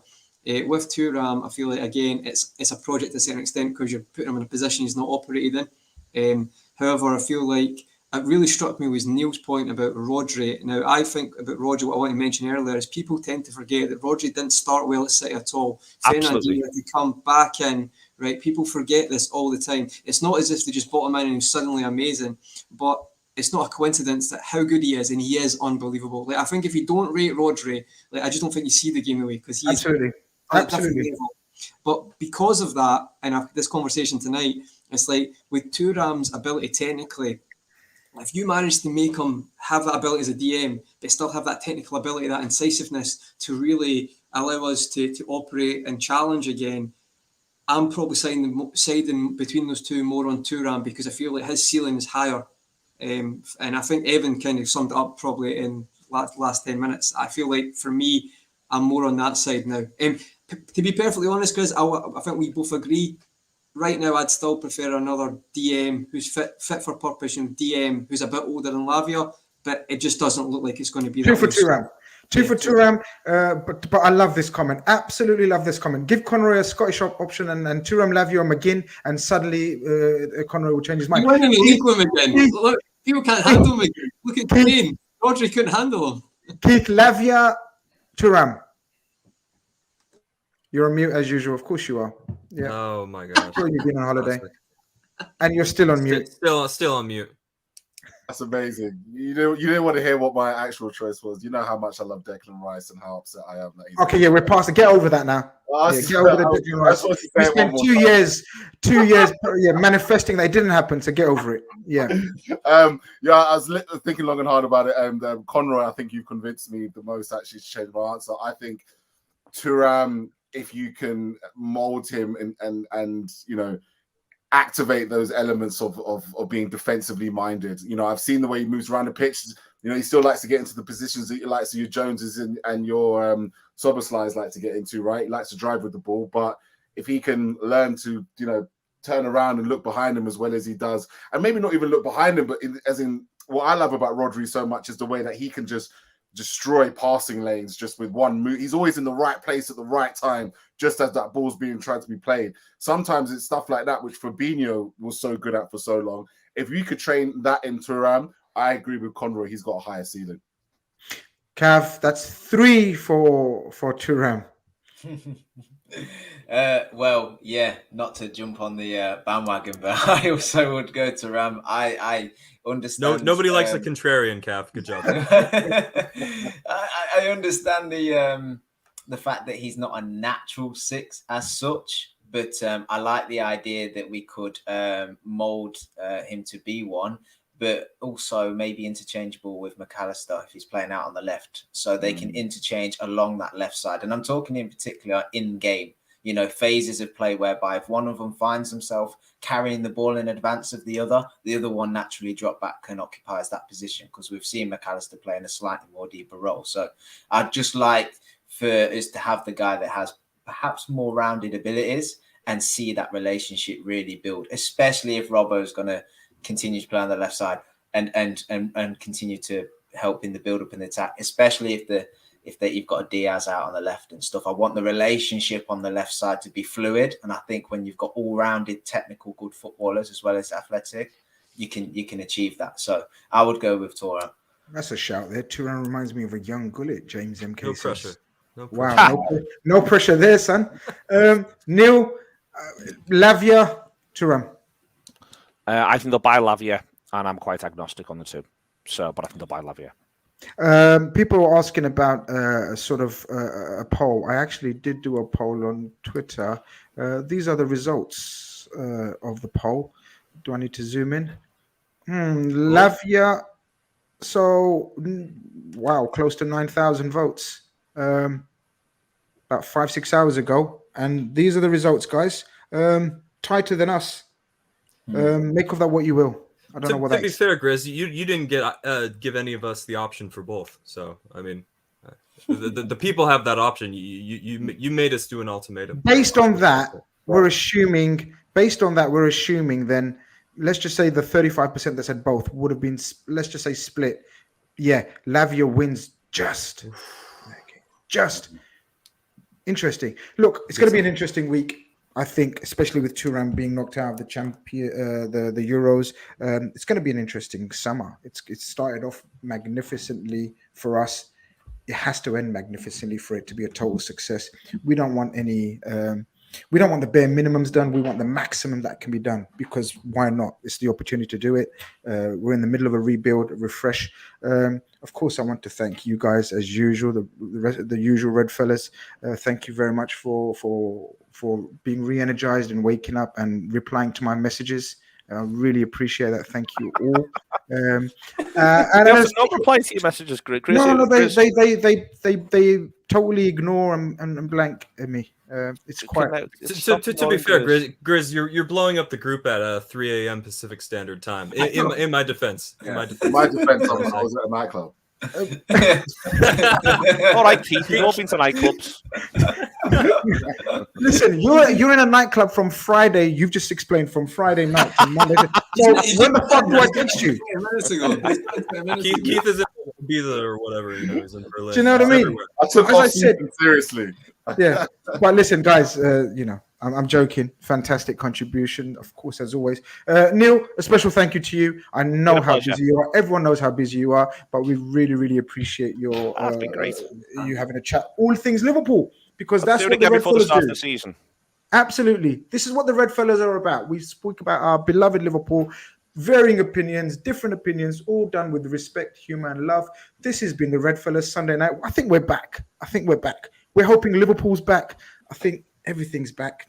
Take care. I'm looking for the outro because it's been so long. I'll find it in a minute. Right this very second. Bye-bye.